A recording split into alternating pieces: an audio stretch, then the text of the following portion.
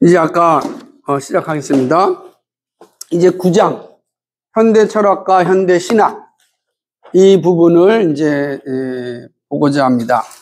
우리가 앞에서 본 게 이제 철학과 과학에서의 붕괴가 어떻게 일어났는지를 보았다면, 이제 현대 철학과 현대 신학, 여기서 현대 철학과 현대 신학이라고 할 때는 20세기 중반, 그러니까 1960년대, 1970년대까지 이루는 과정을 볼 겁니다. 그리고 이제 오늘 우리는 21세기를 살잖아요. 그러니까 이 책은 21세기를 예견하는 것으로 끝납니다. 그러니까 우리는 이제 21세기 전까지의 이제 과정을 이제 공부하게 될 거고, 21세기는 우리가 살고 있잖아. 그러니까 이분이 예견한 21세기가 과연 맞는지 한번 우리가 살펴보는 또 재미난 과정이 되리라 생각을 합니다. 그래서 그렇게 되면 이제 21세기의 우리들의 모습은 어떤가? 저는 그 중에 하나가 이제 알린 맥킨타이어의 그 덕의 상실이라는 책이 상당히 우리에게 도전을 주는 책이 아닐까 생각을 합니다. 지금 자, 봅시다. 현대인들은 어떻게 해서든지 의미와 가치에 대한 낙관론을 얻기 위해 사물들을 상충부인 비이성의 영역에 두었다. 이해가 되죠? 아까 설명했던 것처럼 먼저 세속 실존주의 철학자들은 삶에서 의미를 발견하려고 상충부에 두었던 내용을 고찰해 보자. 실존주의자들은 이제 키에르케고르는 유실론적 실존주의자고, 그 이외에 사르트르라든지 이제 우리가 살펴볼 이제 실존주의자들은 무신론적 실존주의자예요. 그럼 이제 실존주의는 보통 이제 19세기 아니 20세기에 이제 시작되어지는 그런 매우 중요한 건데, 니체를 통하여서 이제 새로운 시대에 현대의 가장 강력한 사상으로 남겨줬고, 이거는 정말 이제 한 시대를 바꾸는 그런 영향을 줬습니다. 특별히 이제 보면 가장 유명한 실존주의자는 사르트르인데, 여기 보니 몇 년도까지예요? 1980년도에 죽었단 말이에요. 그러니까 20세기 거의 후반죠. 요때까지 가장 큰 영향을 미쳤던 분들인데요. 그는 이렇게 얘기합니다. 이게 되게 중요한 표현인데 이걸 잘 이해하세요. 읽읍시다. 시작. 이성의 영역에서는 모든 것이 부조리하지만 그럼에도 사람은 의지의 행동으로 진정한 가치를 실현할 수 있다. 주장해. 자, 이성의 영역에서는 모든 것이 부조리하다. 그러니까 이성의 영역, 기계적인 삶의 모습을 본다든지 이런 데서는 사실은 삶이 좀 부조리하게 보이는 거죠. 왜 이렇게 또 생각을 하게 됐냐면, 여기에는 이제 전제적으로 뭐가 있냐면 1차 세계대전이라든지 또 2차 세계대전이 큰 전쟁 같은, 그리고 합리주의적인 세계관을 통하여서 세상이 좀 합리적으로 변할 것 같았는데, 합리주의의 세계 속에서 나타난 것 중에 가장 큰 열매들이 뭐냐면 이제 과학기술의 발전이 된 거예요. 우리가 알고 있는 뭐 이렇게 빛이라든지 전기라든지 증기관사라든지 이런 것들이 18세기, 19세기의 합리주의적인 세계관 속에서 어마어마하게 이제 발전을 했단 말이에요. 그러니까 삶에 대한 유토피아를 꿈꾸는 그러한 모습을 가질 수 있죠. 그런데 전쟁이라고 하는 어마어마한 사건이 결국은 모든 것을 다 무너뜨리고 말았습니다. 그러니까 이성을 통하여서 정말로 유토피아를 추구하였지만은 유토피아가 없는 거예요. 오히려 전쟁과 파괴가 있죠. 그럼 이성의 영역은 부조리하죠. 이 부조리함을 끊임없이 나타냈던 것들이 이제 문학적인 작품인데, 그 대표적인 이제 실존주의 문학가들이 있는 것처럼 까미라는 사람이 뭐 이방인이라든지 이런 것들, 변신, 그러니까 이런 이제 실존주의 이 소설가들이 사실은 부조리한 세상에 대해서 끊임없이 고발을 해요. 그래서 여러분도 이런 이제 실존주의자들의 어떤 책을 읽어보면 그들이 뭘 주장하고 있는지, 시대를 어떻게 이해하고 있는지를 잘 볼 수가 있습니다. 그래서 대표적인 게 까미 같은 사람이죠. 자, 그런 생각이 사르트르가 잘 표현하는 건데, 자, 이성의 영역에서는 분명히 부조리하다. 하지만 뭐죠? 사람은 의지와 행동으로 자기의 가치를 실현할 수 있다. 그러니까 이성은 부조리하지만 내가 의지와 행동을 통하여 부조리함을 뭐 할 수 있다? 네? 균형 잡을 수 있다는 거예요. 부조리함을 해결할 수 있다라고 보는 거예요. 실존주의자들이에요. 강력한 거죠, 지금. 이 말 안에서도 강력함이 들어있어요. 근데 여기는 이 사람들이 뭐라 그랬어요? 아까 제가 얘기할 때 무슨 주의자들? 무신론적 실존주의자들이에요. 그러니까 하나님을 믿지 않는 거고 철저히 인간이 타락하지 않았다는 전제가 포함되어 있는 거죠. 그죠? 인간이 부패하지 않았다는 것이 이 말 안에도 포함되어 있어요. 자, 볼까요? 그래서 모든 사람은 관찰자 입장을 버리고 목적 없는 세상에서 행동해야 된다. 핵심이 뭐야? 행동.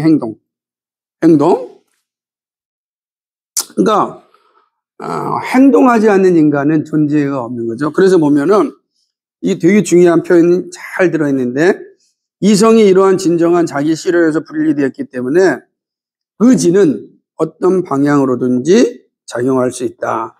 자, 원래 이성이 방향을 제시하는 건데, 이성이 어떻게 됐어요? 내 방향을 보여주는 이 기능을 상실했어요. 거기 표현이에요. 자기 실현에서 내가 내 삶을 실현하는 데 있어서 이성을 분리했다고. 왜? 이성은 뭐 하니까? 왜 이성을 분리한 거예요? 이성이 부조리하니까. 부조리한 걸 가지고 내가 내 삶을 실현을 할 수 있겠어요? 안 되죠. 부조리한 삶이 될 거 아니에요. 그러니까 그거는 뭐예요? 없애야 되는 거예요. 그러면 이성이 없는 인간이라는 게 가능할까? 사르트는 가능하다. 의지의 행동으로 가능하다. 행동으로 이성을 뭐 해야 된다? 지배하면 된다. 이게 보는 거예요. 그러니까 이제 그러면 문제는 뭐가 됐어? 이성이 방향을 잃었으면 이제 내 삶의 방향은 누구가 맡겨진 거예요? 행동에. 내 의지적 행동에. 내가 어떻게 행동하든지 그것이 내 삶이 되는 거예요. 내가 어떻게 행동하든지 그게 내 삶이 되는 거야. 이게 정말 무서운 표현입니다. 하나씩 가면서. 왜 우리 시대 민주화 운동 같은 어마어마한 불결, 68년에 세계의 대학생들이 엄청난 폭동, 이런 것들이 왜 일어났는지를 알게 돼. 실존주의 영향이 가장 컸으니까. 이래 보는 겁니다. 자, 여기 보면, 잘 보세요. 이제 재밌는 예야예요. 자, 여러분은 가련한 늙은 여인을 도와서 야밤에 길 안내를 하거나 차를 몰아서 그 여인을 치거나 어떤 방식으로든 여러분 자신을 실현할 수 있다. 자, 보세요. 그러니까 야밤에 노인을 길 안내를 해주는 것과 그 여인을 내가 차로 쳐서 죽이는 것과 자기 실현하는데 똑같다는 거예요. 왜 그렇죠? 왜 가능할까, 이게? 자기 실현에 있어서? 이성은 부조리하고 이성은 사라졌잖아요. 그러면 내가 늙은 노인의 길을 안내해 주는 것도 내 행동의 의지죠. 내가 늙은 노인을 치는 것도 내 행동의 의지죠. 되게 중요한 겁니다. 이게 차근차근 보면 얼마나 무서운 건지 몰라요. 보세요. 거기에는 이성이 포함되지 않았고 여러분의 의지가 어떤 방향을 취해야 할지를 여러분에게 보여줄 수 있는 것은 아무것도 없다. 그잖아요. 사람을 치든 가르치든 거기는 이성이 없으니까 이성이 없는 거예요. 그러니까 내가 이 늙은 저녁에 노인을 쳐야 돼?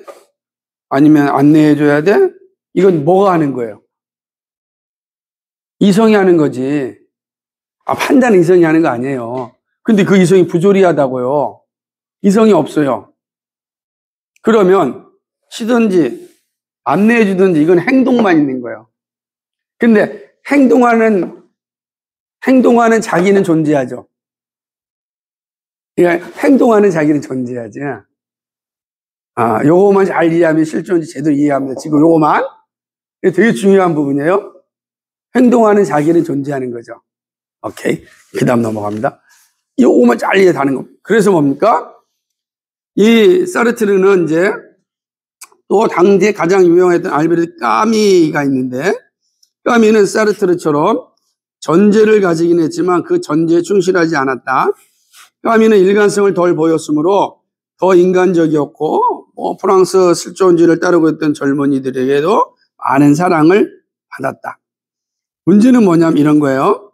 사르트르 자신도 입장에서 일관되게 살 수 없었는데 알제리 전쟁을 비열한 전쟁이라고 선언했던 알제리 선언에 그가 사인을 했어요. 그러면은 이거는 아주 잔인한 전쟁이다 라는 선언문에 사인을 한 거는 그 이성적인 판단이 있는 거 아니에요. 그렇죠? 이성적인 판단이 있는 거예요. 선언하면 안 되죠. 선언하는 거는 행위가 아니라 판단하는 거예요. 판단했기 때문에 된 거죠. 자신의 입장을 사실은 파기한 거죠. 이 행위는 사람은 어떤 것이 옳고 어떤 것이 그른지를 결정짓기 위하여 이성을 사용할 수 있다라고 생각을 한 겁니다. 자, 아까 봤죠? 아까 사르트르는 뭐냐면 이성은 부조리하고 오직 행동만이 내 존재를 증명할 수 있다. 본 거예요. 그래서 실존주의자의 핵심의 명제가 뭐냐면 실존은 본질에 앞선다. 그러는 거예요. 인간이란 본질이 나를 이끌어가는 게 아니라 존재하는 내가 내 본질을 의미하는 거예요. 근데 그 실존이라는 거를 내가 존재한다는 실존이 본질이 앞서니까 그럼 실존을 어떻게 할 수 있느냐? 아까 이성은 부조리하니까. 실존은 뭐예요? 행동하고 있는 나. 그러면 실존하죠. 내가 누군지 아무 상관이 없어요. 행동하는 나는 존재하잖아요. 그것이 본질이 앞서는 거예요. 본질이 인간이 어떤 존재인지 이거 아무 의미가 없어요. 이거에 앞서는 건 실존이라고. 이게 실존주의예요. 그러면 본질을 의미 있게 하려면 뭐가 필요한 거야? 실존. 그죠? 존재하는 나의 행위가 중요하게 되겠지. 자, 그래서 내가 실존하고 있다라는 것이 중요한 거. 내가 존재하지 않는데 어떤 결정이 무슨 의미가 있겠어요? 존재를 해야 본질이 중요하죠. 예를 들자면 내가 죽었는데 내가 죽었다며요. 그런데 내가 인간이 하나님의 영상이니 인간이 도덕적 존재니 무슨 의미가 있냐고. 죽은 내가 아무것도 없는 거지. 내가 하나님의 영상이 도덕적 존재니 삶이 이거를 얘기하려면 내가 뭐 해야 돼요? 살아있어야 된다는 거죠. 그죠? 그럼 내가 살아있다는 것을 확인해야 될 거 아니에요. 살아있어요, 지금. 한번 봅시다. 경현이가 살아있다는 걸 어떻게 말할 수 있겠어요? 살아있다는 게 뭐예요? 네, 지금. 살아있어요? 그게 어떻게 살아있습니까?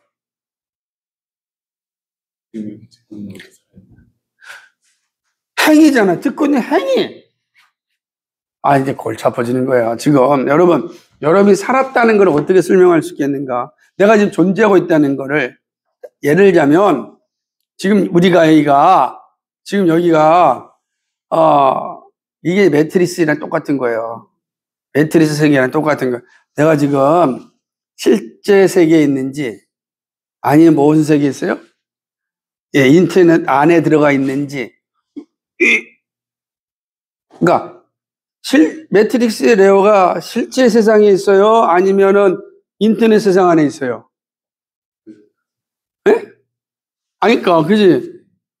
이거 빼면 어떻게 돼요? 오케이, 여기다가 집어넣잖아. 칵 집어넣는 순간 뭐가 돼? 세 개로 가잖아. 매트리스 세 개로 들어가잖아. 빼면 어디 있어요? 현실. 근데 이게 딱 꼈을 때 매트리스 세 개 들어갈 때 걔가 그거를 현실로 생각해요? 공상으로 생각해요?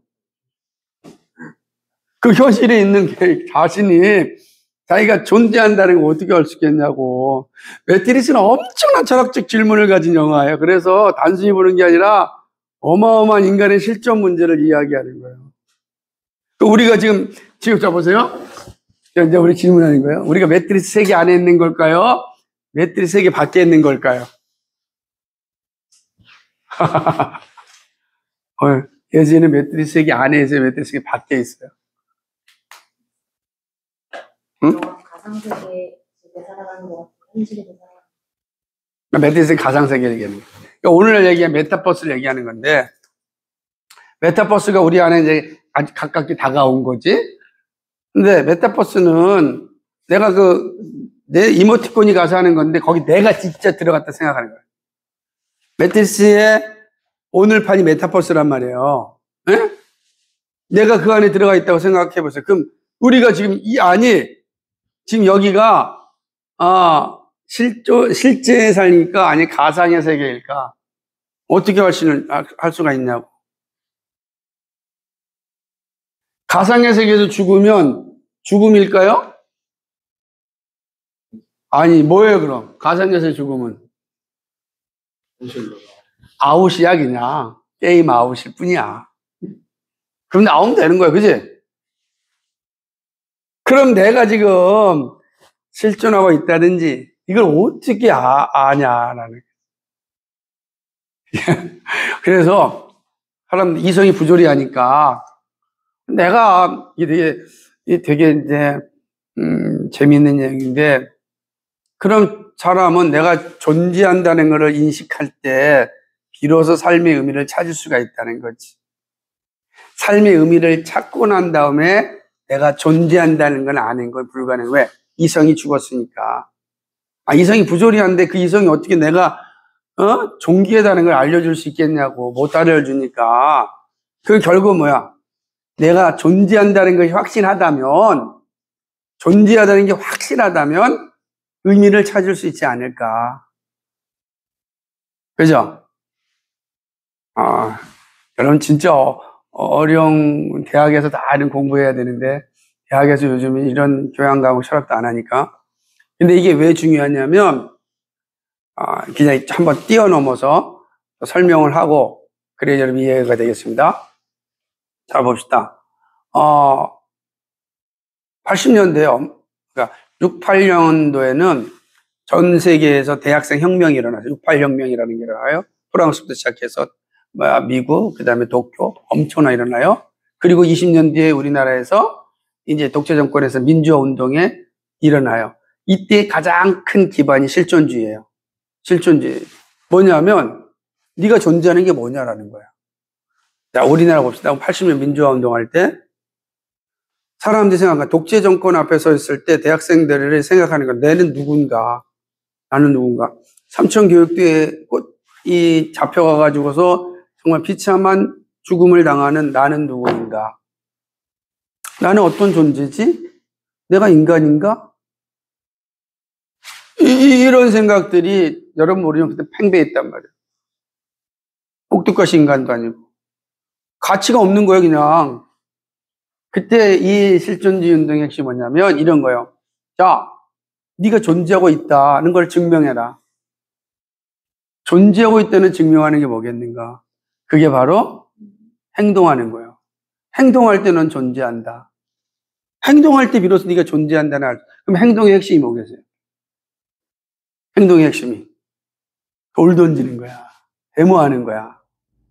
그래서 화염병을 맞고 그런 행동을 통해서 내 존재성을 확인하는 거지. 내가 존재하고 있다는 거야. 그리고 행동을 통하여 비로소 내가 존재하는 걸 확인하고 나니까 존재한 내가 가야 될 길을 보이는 거야. 이렇게 가면 안 된다. 민주화로 가야 된다. 이게 과정이 되는 거야. 이게 80년 민주화운동의 핵심이 되는 거예요.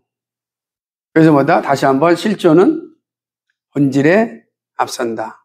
근데 여기에 맹점 뭐라고요? 인간은 타락한 존재라는 게 없다는 거지. 무신론주의. 여러분 이제 목사님 세대를 이해해야 돼요. 여러분은 지금 정치하고 있는 586 정치 세대를 이해해야 돼요. 이 사람들이 우리 시대를 이해해야 돼요. 자, 그럼 봅시다. 그러면 내가 존재한다는 것을 어떻게 할 수 있는가? 이 사르트르는 행동이라고 얘기했죠. 근데 보세요.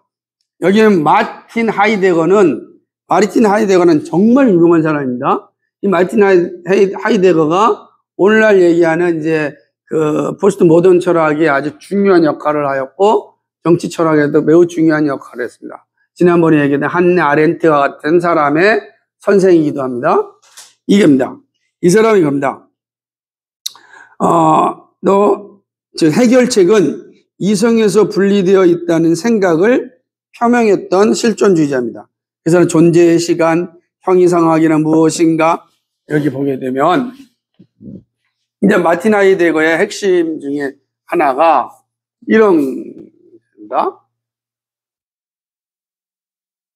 매우 중요한 과정들을 가지고 있는데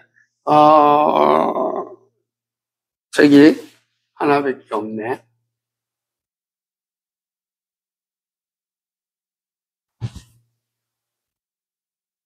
예, 여기 이제 호리즌 숲길 같은 이 마틴 하이데거의 책 같은 이 사람들이 중요한 게 존재의 시간, 형이상학 이런 책을 다 썼는데 이 사람은 이제 어떻게 썼냐면 현대인의 처지를 뭐라고 표현했냐면 불안이라는 앙스트라는 게 불안.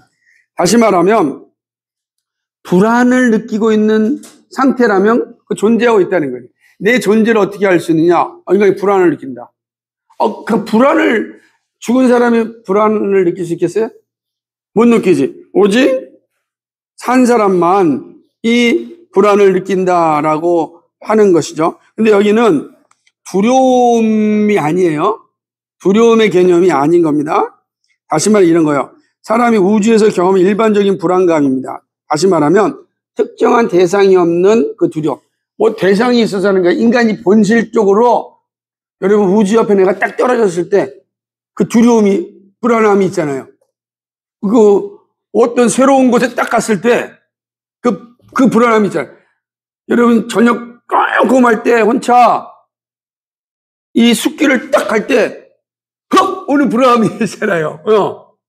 두려움과 다른 거죠. 그 두려움이 아니라 뭔가 그런 일이 인간이 내가 이 세상에 존재한다. 그거를 얘기하는 것입니다. 그러니까 이런 불안한 분위기가 사람에게 실존의 분명히 뭔가 없는데 아무것도 없는데 내가 불안을 확 느껴요. 불안을 느끼고 있는 내가 존재하는 그 이성적인 게 아니죠. 이성을 막 생각해가지고 내가 불안을 느끼는 게 아니죠. 이해가 돼요? 그러니까 이럴 때는 마찬가지다라고 하는 거죠. 물론 이제 하이데거는 나중에 노년이 됐을 때 이런 생각을 많이 바꾸긴 하였지만 중요한 건 하이데거가 가지는 불안. 근데 또 하나는 강력한 한 사람인데 요거만 하고 이제 오늘은 좀 실존주의에 대해서 마치도록 하겠습니다. 칼 야스퍼스 같은 사람입니다. 야스퍼스는 이 사람은 인간의 실존을 어떻게 이해했냐면 한계 체험이라고 하는 상황을 준 거예요. 다시 말하면 이런 되게 중요한 용어입니다. 한계 체험. 파이널 익스페리언스인데 이겁니다. 그가 말하는 의미는 이겁니다. 우리의 지성은 삶이 부조리하다고 말할지라도 우리는 삶의 의미가 있다고 믿도록 격려하는 거대한 체험을 가지고 있다. 체험. 그 체험이 내가 존재한다는 거지. 아까도 얘기처럼 여러분 체험 있잖아요. 그죠? 이성적인 상관없더라도 체험을 통해서 내가 존재하는 거 알잖아요. 그죠? 근데 그 체험 중에 가장 확실한 한계 체험은 뭘까? 내가 존재한다는 것에 가장 강력한 체험이 뭘까요? 죽음이란 말이에요. 죽음은 내가 존재한다는 것에 완벽한 내가 죽으면 끝나잖아요. 더 이상 내가 존재하는 게 없어지잖아요. 그럼 내가 존재한다는 것을 완벽하게 알 수 있는 건 뭐겠어요? 죽음이죠. 그래서 이 사람이 그러면 자살을 요구하는 것처럼 보이잖아요. 당신이 존재한다는 것을 확실히 알 수 있는 길은 죽음이다. 그건 자살이다. 라고 이야기할 수가 있는 거죠. 다 마찬가지입니다. 그 내용인데 그런 내용이에요. 그러니까 이 체험을 말로 옮기는 건 되게 어렵단 말이에요. 이런 있는데 그러니까 사실은 이제 그럼 야스퍼스가 자살을 했는가 그러진 않단 말이에요. 그러니까 이런 것들이 되게 중요한 것입니다. 그러니까 이성은 아무런 역할을 하지 못해도 체험은 매우 나에게 감동적으로 다가올 수가 있단 말이에요. 그리고 그 체험의 마지막은 죽음이라고 이야기할 수가 있는 거죠. 체험을 또 말로 옮기는 되게 어렵잖아요. 내가 뭔가 체험했는데 그걸 글로 옮기기도 어렵잖아요. 글로 옮겼다 해서 그 체험을 가질 수 있을까? 모른단 말이에요. 여러분, 그게 맛있는 걸 딱 먹었을 때 그걸 어떻게 표현하겠어요? 그렇다는 거지. 그 체험이 내가 존재한다 라는 것을 확증한다라고 하는 것입니다. 어쨌든 오늘 여기까지만 하고 시간이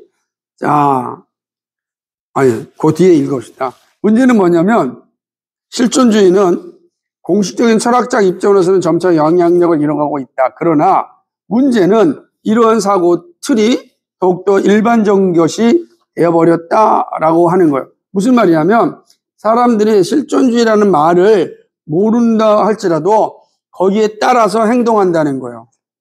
그러니까 이성에서 분리된 삶의 문제를 찾자라고 하는 거죠. 행동하고 그러는 거예요. 그러니까 문제는 뭐냐면 인본주의적 인간은 자신을 자충족적인 존재로 만들려고 하고 사람들이 자신과 개별 구체 사물로부터 출발하여 자신의 보편자를 수립할 것을 요구했다. 자신으로부터 시작해서 보편적인 자기의 존재를 만들려고 한 거예요. 근데 인간은 부조리하잖아요. 부조리한 인간이 자기를 만들 수 없잖아요. 그러니까 뭘 통해서? 행동을 통해서 나를 만들려고 하는 거예요. 그러니 이게 되겠어요. 어디로 갈지 아무도 모르는데? 아무도 모르는 거예요. 그러니까 결국은 인본주의자들의 거대한 희망은 결국은 깊은 구렁텅이로 떨어질 수밖에 없다라고 하는 거죠. 결국 앞서서 이야기했던 것처럼 단지 기계, 분재 덩어리로만 떨어지고 마는 것이죠. 문제는 여기 있습니다. 다시 말하면 야스퍼스가 이야기한 것처럼 죽음이 마지막 자기 존재의 체험이라고 한다면 죽고 자살했어. 다른 사람이 이 체험을 말할 수 있어요? 없잖아, 죽었으니. 얼마나 의미 없는 거예요, 사실은. 그렇다라고 하는 거죠. 그래서 이런 문제들이 계속해서 가니까 이 한계 체험을 도와주는 것을 발견하게 됩니다. 그게 이제 마약이 되는 거죠. 이해가 되겠어요, 이제? 자, 내가 존재한다는 걸 확실하게 인식하고 싶어 하는 거야, 사람들이. 난 돈벌레가 아니야? 인간이야? 라는 걸 확실히 알고 있는데, 하나님을 떠나서는 알 수가 없어요. 알고 싶어요. 이해가 되겠어요?